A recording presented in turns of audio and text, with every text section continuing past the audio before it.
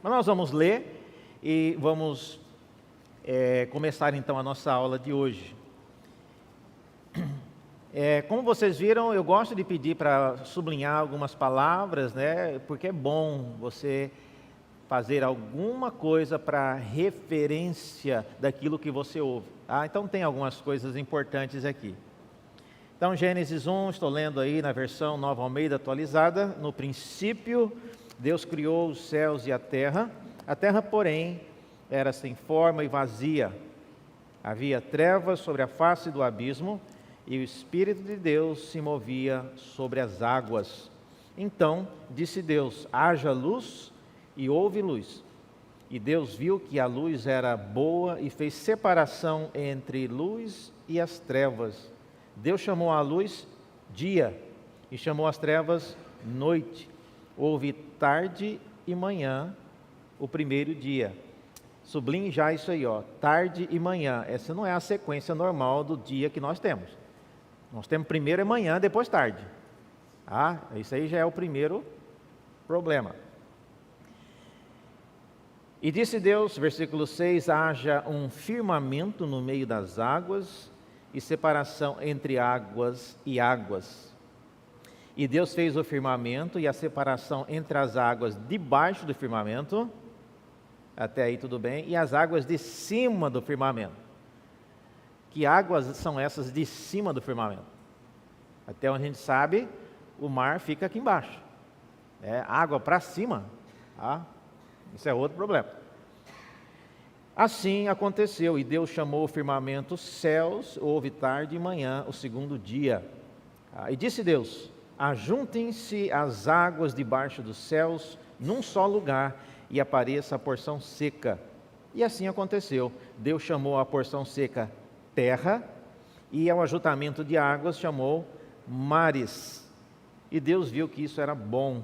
E Deus disse que a terra produza relva, ervas que deem semente e árvores frutíferas que deem fruto segundo a sua espécie, cuja semente esteja no fruto sobre a terra. E aconteceu assim. E a terra produziu relva, ervas que davam semente segundo as suas espécies e árvores que davam fruto, cuja semente estava nele, conforme a sua espécie. E Deus viu que isso era bom. Houve tarde e manhã, o terceiro dia.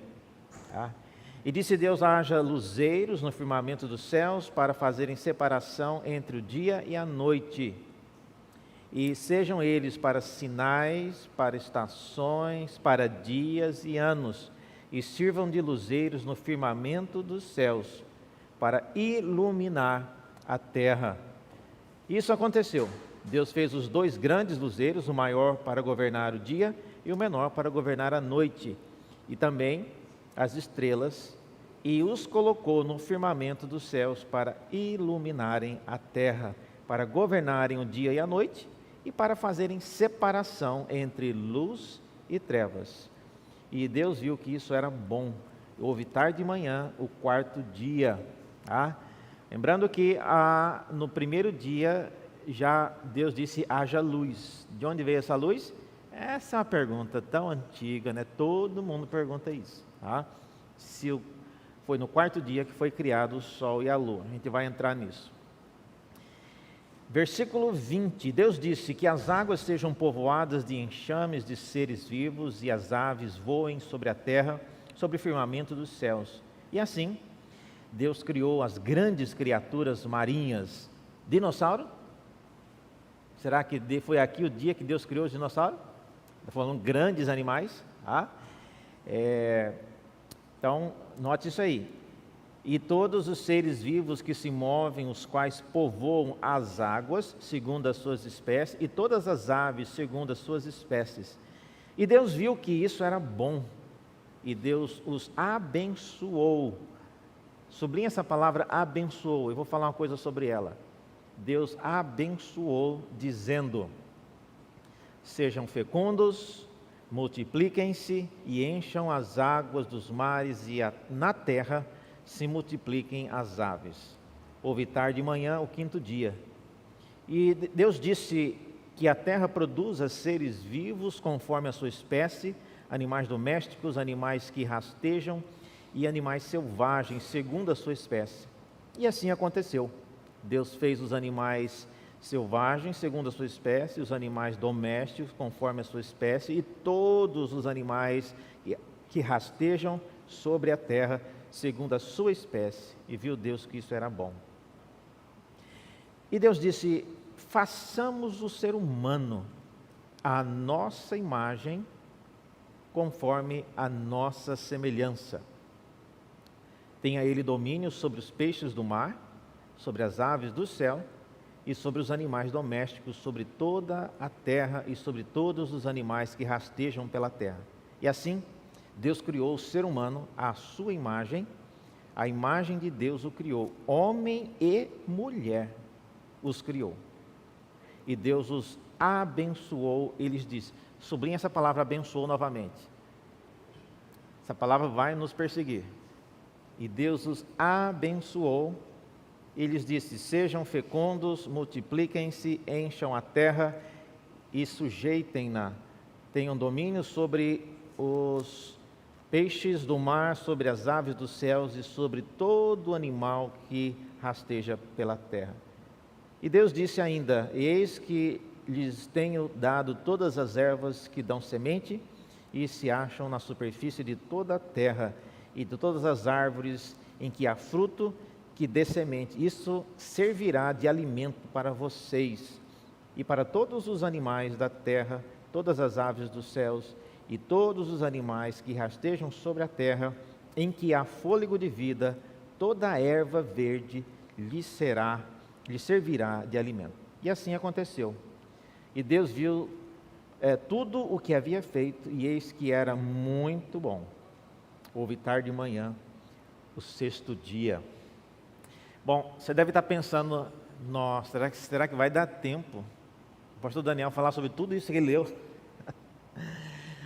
Nós vamos falar um semestre inteiro sobre isso, viu, irmãos? Então, o que eu queria hoje é que vocês criassem pelo menos aqui uma maneira de entender a narrativa da criação. E realmente tem uma lógica naquilo que é apresentado, tá? Se você quiser e conseguir desenhar isso aqui, vai ser bom eu não vou falar sobre isso aqui, tá? Quem tiver dificuldade de desenhar aqui, chama o João Brejão, que ele é bom para desenhar, né? Não é, dona Edith? Ele desenha bem? Desenha, né? Bom, a primeira coisa que você vai observar é que há uma narrativa que ela é mais geral, e ela aparece em Gênesis 1, versículo 1 e 2. Esse primeiro texto não está descrevendo detalhes ainda. Então, essa expressão que aparece, no princípio, Deus criou os céus e a terra. E a terra era sem forma, vazia, e havia trevas sobre a face do abismo. Então, essa é a criação do que a gente chama da matéria-prima inicial. Então, Deus afirma que Ele criou aqui céus e terra, são dois elementos, e terra. Só que Ele diz aí que esses céus e terra, tinha dois problemas com essa massa inicial que Ele criou. O primeiro problema é que ela não tinha forma e ela estava vazia.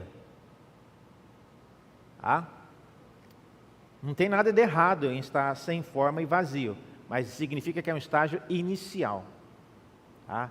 A minha mãe sabe fazer não sei se vocês conhecem aqui, o frango desossado. Vocês já viram isso?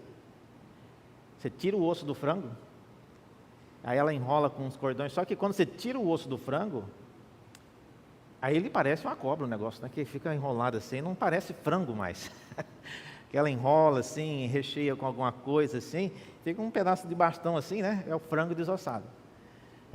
Então, quando o frango está sem forma, ele muda totalmente.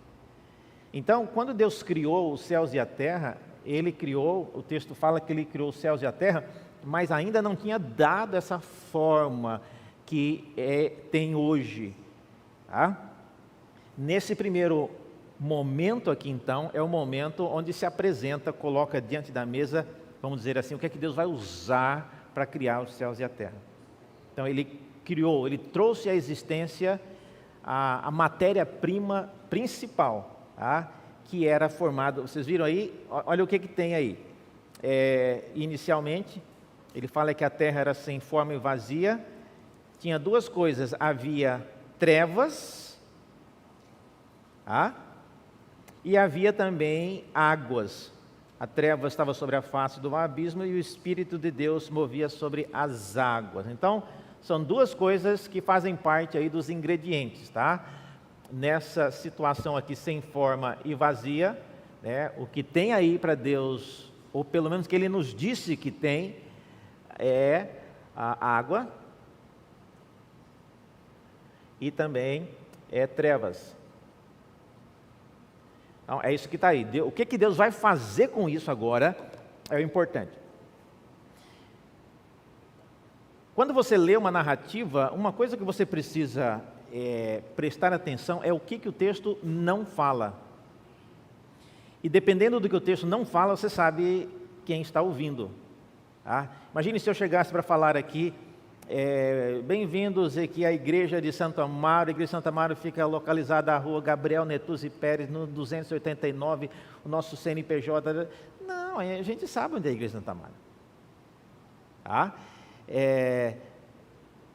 Quando eu me dirijo a vocês, se eu sei que vocês já estão aqui, porque vocês já sabem onde é, você não precisa repetir essa informação. Então, nessa narrativa da criação, o que é que está faltando aí que uma pessoa, a gente gostaria que tivesse? Que a narrativa, ela não está preocupada em falar. Então, onde eu vou colocar isso? Eu vou botar aqui assim. Primeiro assunto que eu gostaria que falasse, mas não fui eu que escrevi, não está. Quem é Deus? Não fala. Como assim, reverendo? Vai começar falando que Deus criou, mas fala que criou. E se uma pessoa não acredita em Deus? A narrativa não está preocupada inicialmente em convencer uma pessoa de que existe um Deus, de quem é esse Deus e de quando que ele nasceu. Ela já parte do pressuposto que quem vai ouvir o relato da criação já é consciente de que Deus existe e de que Ele é Senhor e é Criador. Então, o texto já, inicialmente, ele começa com esse pressuposto. Então, é errado você, às vezes, querer entrar numa discussão, bater boca com cientistas para provar a existência de Deus, usando Gênesis. Olha, você pode até querer fazer isso, mas a Bíblia não vai te ajudar, porque ela não foi escrita para isso. Ela não foi escrita para ser objeto, né, de polêmica em grandes universidades. Ela não foi escrita para dois cientistas ficarem brigando, batendo um boca um com o outro. Eles podem usar se eles quiserem, não tem nada de errado com isso. Mas você, depois de começar a ler, começar a colocar defeito, está vendo aqui, podia ter falado que tinha dinossauros, e foi... A Bíblia não está preocupada em falar de dinossauro ou entrar em detalhes sobre isso. Tá? Seria o equivalente a você, por exemplo, pegar a bula que vem dentro do remédio lá, o Tilenol, por exemplo. Você comprou o Tilenol, você pega a bula, porque Tilenol é remédio para dor, febre, e aí você vai ler a bula. Obviamente que na bula vai ter informações sobre dor e febre, não vai? Vai. Agora, se você vai fazer uma pesquisa, você está fazendo um curso lá na universidade, e o seu curso na área médica é sobre dor de cabeça. Você vai usar a bula do Tilenol como fonte de pesquisa? Não. Ali é uma informação, fala de dor de cabeça, mas a informação é muito específica, só para aquele medicamento. A mesma coisa com a Bíblia. Se você pegar um texto que não foi escrito para ser base de uma discussão científica sobre como o universo foi criado, você está usando ela para uma finalidade que ela não foi escrita. Então, a Bíblia não fala inicialmente, né, não gasta tempo descrevendo quem é Deus. Ela vai falar isso mais para frente. Tá? Então, eu gostaria que ele falasse isso, né, mas, como eu disse, não fui eu que escrevi. Então, essa é uma coisa que a Bíblia não fala. Outra coisa que é bom a gente colocar aí é que a Bíblia não fala como Deus criou. Espera aí, reverendo, agora o senhor foi longe. Nós acabamos de ler aqui como que Deus criou. Olha, o modo como Deus fez cada coisa não é detalhado. Tá? Como é que Deus fez a separação das águas que estão para cima? Será que ele soprou? Será que ele juntou com a mão e levantou? O que ele fez para pegar as águas e criar um vão aberto entre as águas de cima e as águas de baixo? Ele não falou. Tá? Como é que ele criou no primeiro dia a luz, sendo que o sol e a lua foram criados no quarto dia? Ele não fala. Então, ele não explica os detalhes. Então, eu estou dizendo isso exatamente para que você não tome para si a responsabilidade de explicar isso para uma pessoa que vai, às vezes, na faculdade, na escola, no trabalho, ficar criando intriga só para passar raiva em você. Vocês crentes, vocês não sabem como que o mundo foi criado? Eu não sei mesmo. Mas eu consigo observar, pelo menos, alguns pontos importantes. Então, não gaste tempo com isso, sobre isso aqui, como? Tá?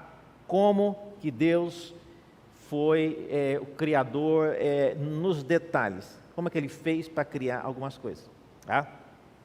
À medida em que eu vou falando, eu vou citando alguns livros para diferentes grupos de pessoas. Tem alguém aqui que é da área médica, sim, biológica? Tem, né? Tem um livro que se chama A Caixa Preta de Darwin. A Caixa Preta de Darwin. Esse livro está em português. Esse é um livro mais para quem entende um pouco da área médica. E esse cara, ele é um biólogo cristão e ele escreveu pensando exatamente na maneira como Deus criou os detalhes, né? Ele entra muito aprofundadamente na estrutura de uma célula, mostrando como que isso é impressionante, mas Deus não mostra como é que Ele criou a estrutura interior de uma célula do átomo. Só que a linguagem, ela não é para mim, é a linguagem muito voltada para quem entende dessa área. Então, se você tem interesse, o cara chama Michael Behe. Pelo título você acha no Google, você acha no Amazon. Então, ele fala sobre várias coisas. Mas nós não temos como falar isso, porque a Bíblia não está preocupada em nos dizer como Deus criou. Como Deus criou tudo o que Ele criou. É um relato. Primeira coisa que você pode, então, dedicar tempo. Se você for observar, por que eu desenhei esse quadro aqui? Que eu queria que você pensasse o seguinte: no primeiro, no segundo e no terceiro dia, Deus irá fazer coisas para preencher a forma. E no quarto, no quinto e no sexto, Deus irá fazer coisas para resolver o problema de estar vazio. Então, essa é a estrutura que a narrativa da criação tem. Se não, veja, o que foi criado no primeiro dia? Fala que ele disse, haja luz, então foi criado a luz. É a primeira coisa que Deus criou. E a luz fez separação de trevas e da luz, e chamou as trevas noite, e a luz chamou de dia. Então, isso aqui é da forma, da separação, puxar uma coisa para cá, separar isso daquilo. Então, isso tem a ver com da forma. Aquilo que foi anunciado como sendo sem forma e também vazio.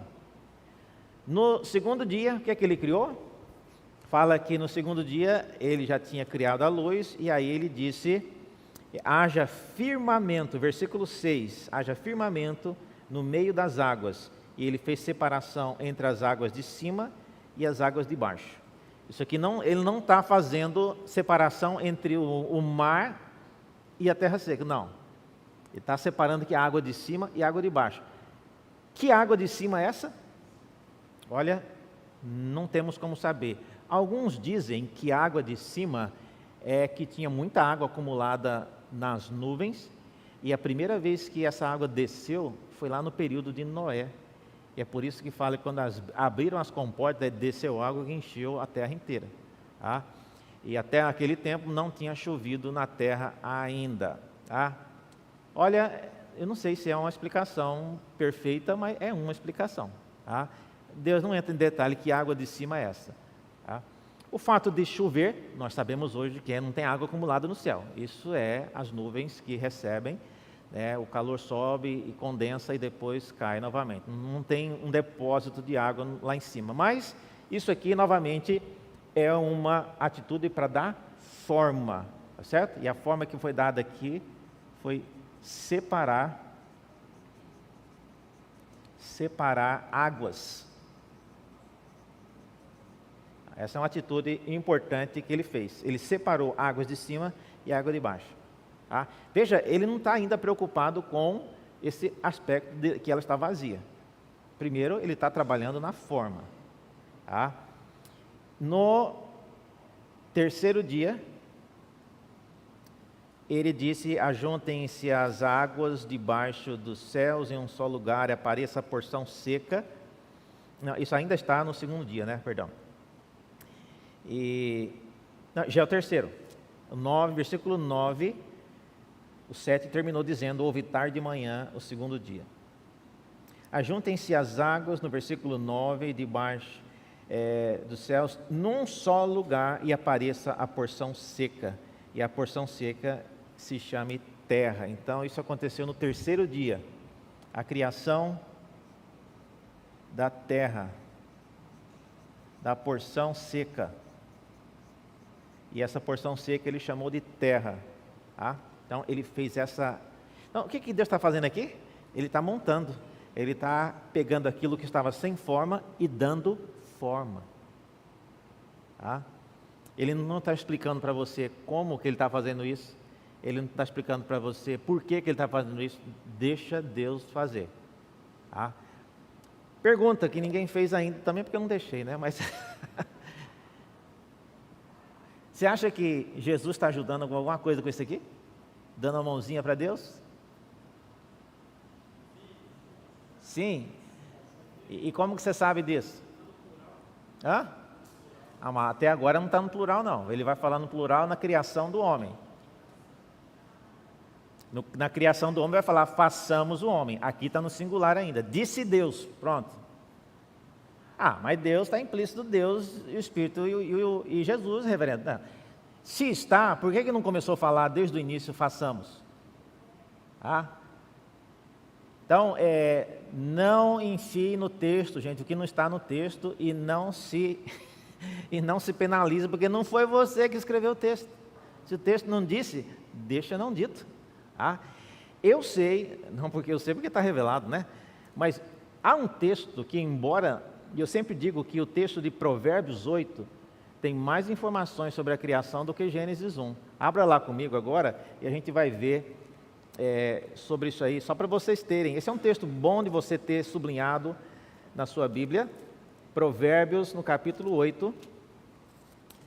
Nessa ocasião, quem está falando aqui em Provérbios 8 é a sabedoria de Deus.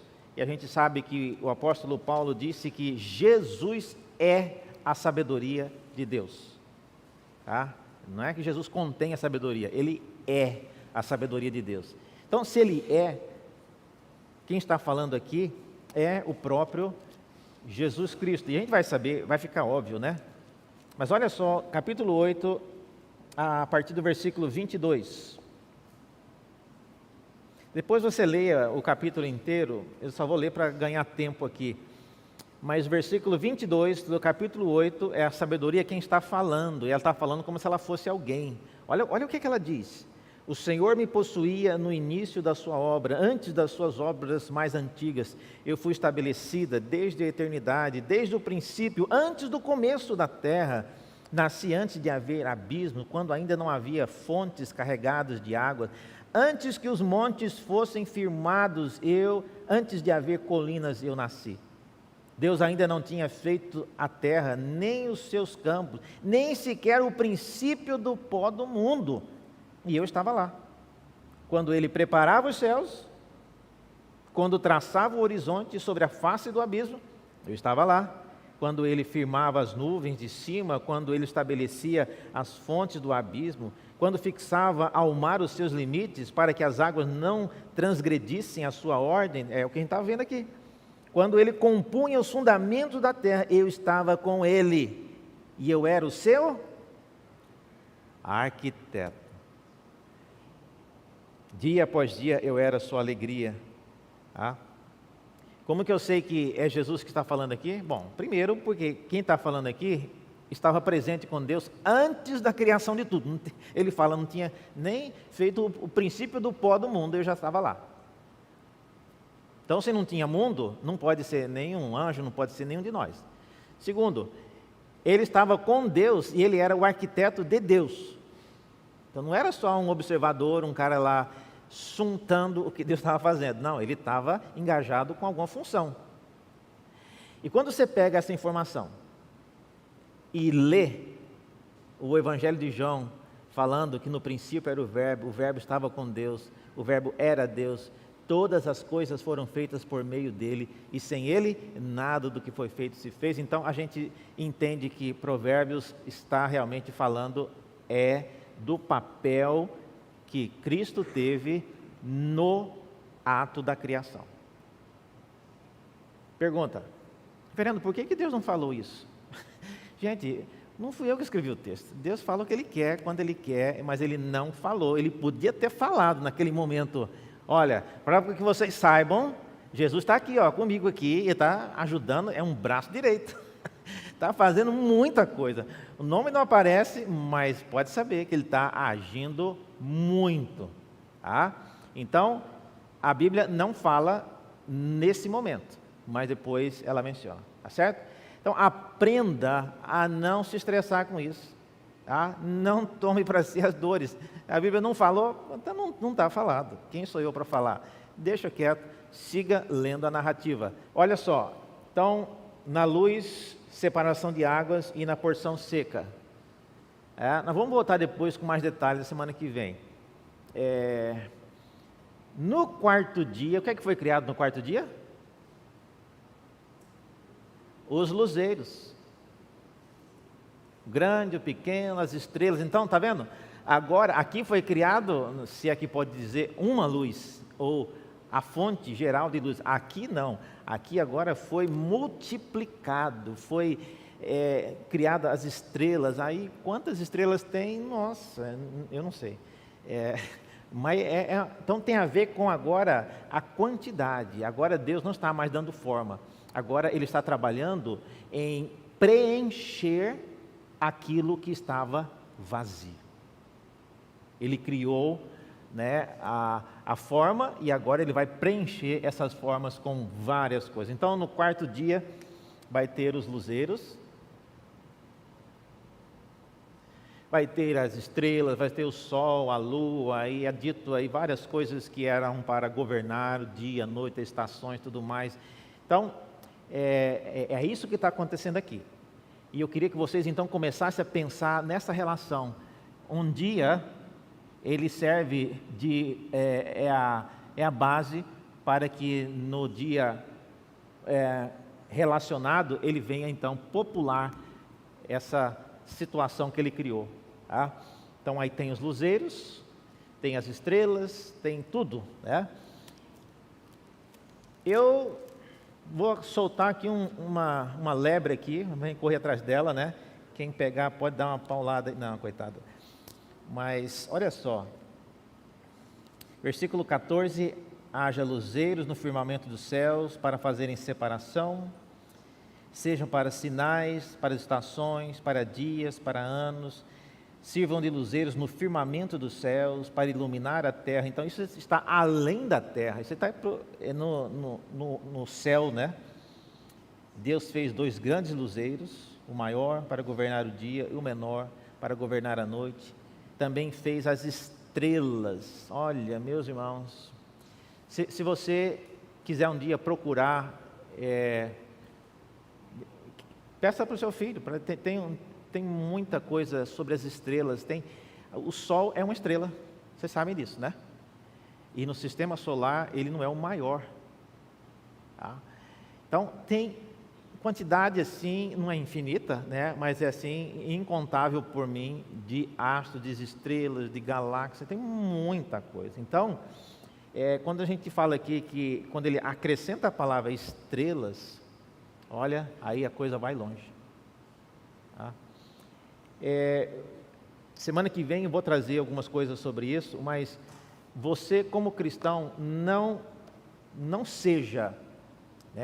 não seja uma pessoa que fale o que você não sabe. Se você não conhece sobre estrela, não fale. Tá? Mas não seja uma pessoa também tão cabeça fechada que quando você ouvir um cientista falando que há, sei lá, 30 mil estrelas que são muito maior que o Sol, você, não, é mentira, não tem não, né? Então, o universo ele é grande, e hoje com o avanço da ciência e os telescópios viajando o universo, a gente vê que realmente nós aqui no planeta Terra somos um pinguinho só, né? Uma coisa insignificante, tanto de tamanho quanto de controle, poder. A Terra não controla nada, a gente vê que a gente é um grão de areia numa praia enorme. Então, isso é um pouco até assim, humilhante para a gente acha que a gente é alguma coisa, e isso nos faz pensar por que de todos esses planetas e estrelas que Deus criou, por que Ele escolheu o planeta Terra para mandar o seu Filho Jesus? Isso realmente é um grande gesto de amor que a gente deve se preocupar com isso. Mas não preocupe tanto com essa ideia de quantas estrelas tem, mas o fato é que Deus criou. Outro problema aqui, aí vai a lebre, vamos soltar ela agora. Quanto tempo demorou cada dia da criação?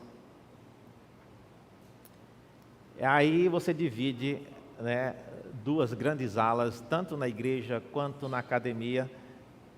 Tem um problema mais.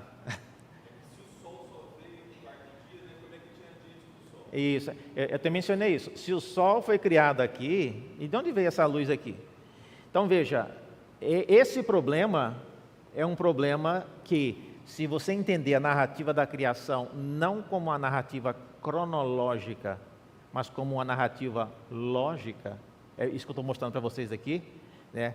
Primeiro ele cria um espaço, depois ele popula, né, aquele espaço com coisas relacionadas com isso, aí você fica já obrigado de achar, não, primeiro tem que ser o Sol alguma coisa, para depois vir. Então, isso aí você não precisa mais, né, se preocupar com isso. E lembrando que luz para o planeta Terra tem a ver com o Sol, mas hoje a gente sabe que o Sol é um de milhões e trilhões de outras estrelas que são inclusive maior do que o Sol, tá? Então aí a gente foge. Se você a gente for entrar nisso, então você vai criar uma necessidade cronológica, e você não precisa se preocupar com isso, porque a Bíblia não preocupou. Então para que você vai preocupar com isso?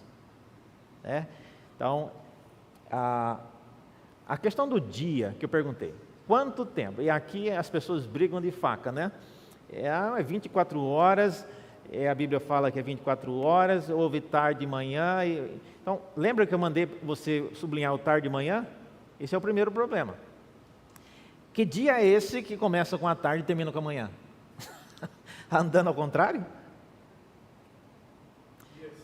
Oi?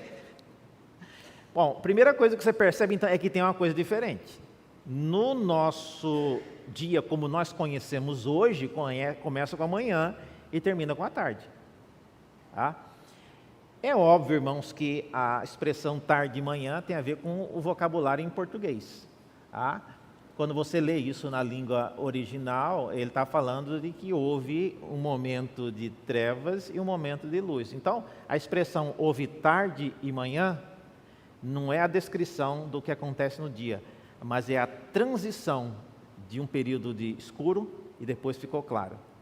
No caso, a passagem, né, da noite para o dia. Então, houve tarde e aí veio a manhã.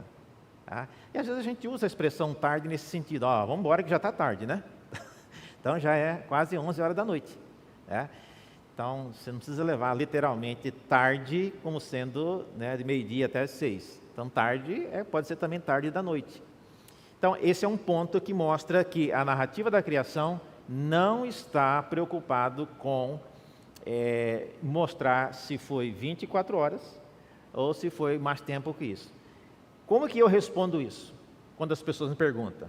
Primeiro, eu falo que nesses primeiros 3 dias aqui, eu falo que eu não sei. A Bíblia não falou também.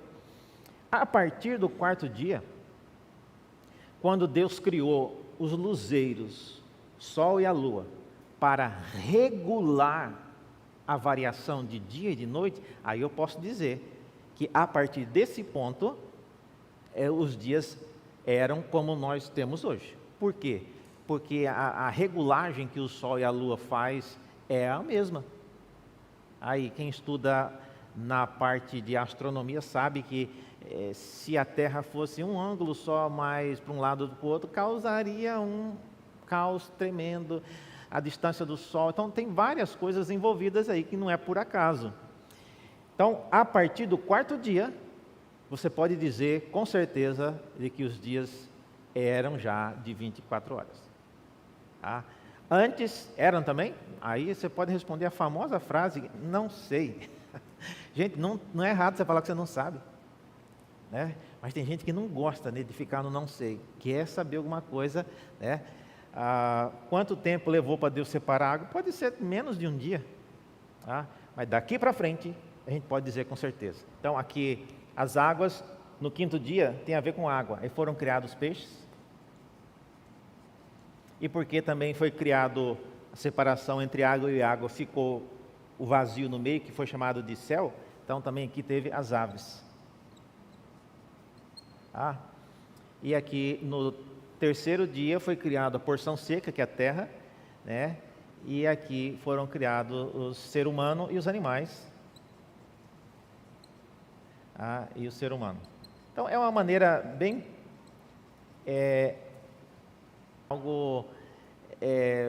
às vezes olhando só para o planeta Terra, mas quando fala de luzeiros e astros, parece que sai. Olha, na maioria dos casos, Morgan, a narrativa é do ponto de vista de quem está na Terra. Tem um caso que acidentalmente aparece lá em Jó. Vocês sabiam que tinham pessoas assistindo a criação? Sabia disso, Rose? Você sabe quem é que estava assistindo? Que não era nem Jesus, nem o Espírito Santo? Veja lá em Jó, no capítulo 38. Esse é um texto bom para você deixar marcado aí. A criação teve um auditório assistindo. Jó, no capítulo 38.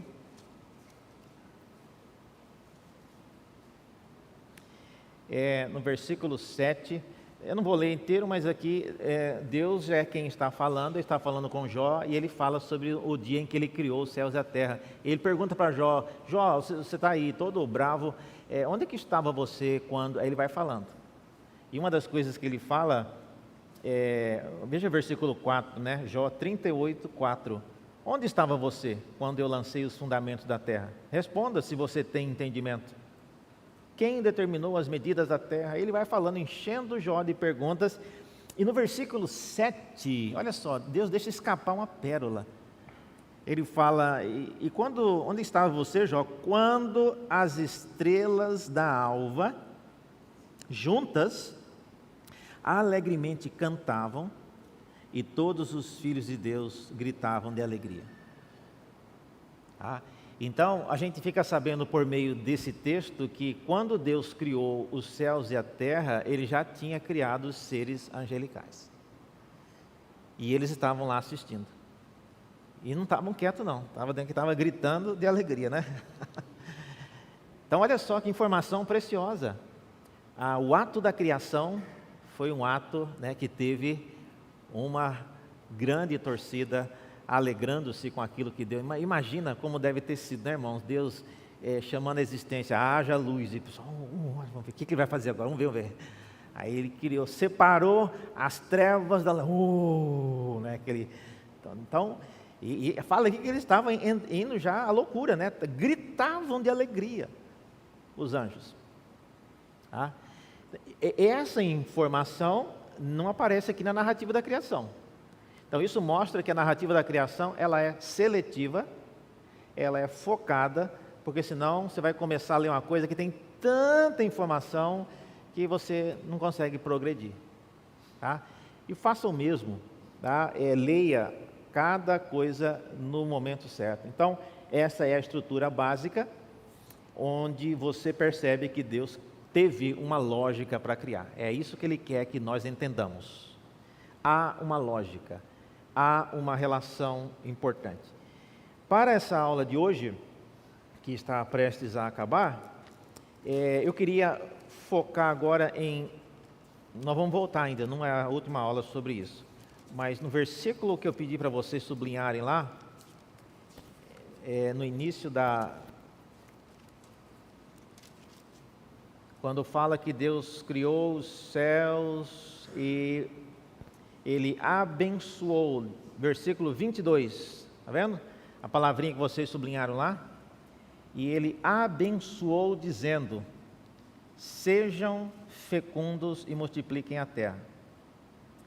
Então, aparece aí, e no versículo 28, é dito também que Deus abençoou o homem e a mulher, e lhes disse, sejam fecundos e multipliquem a terra. O que eu queria focar aqui? Queria focar aqui no seguinte, há algumas pessoas que entendem, especialmente gente fora do Brasil, que o casal, depois de casado, ele não deve controlar o nascimento. Ou seja, não deve usar nenhum tipo de anticoncepcional. Porque a Bíblia, Deus deu uma ordem que nós multipliquemos.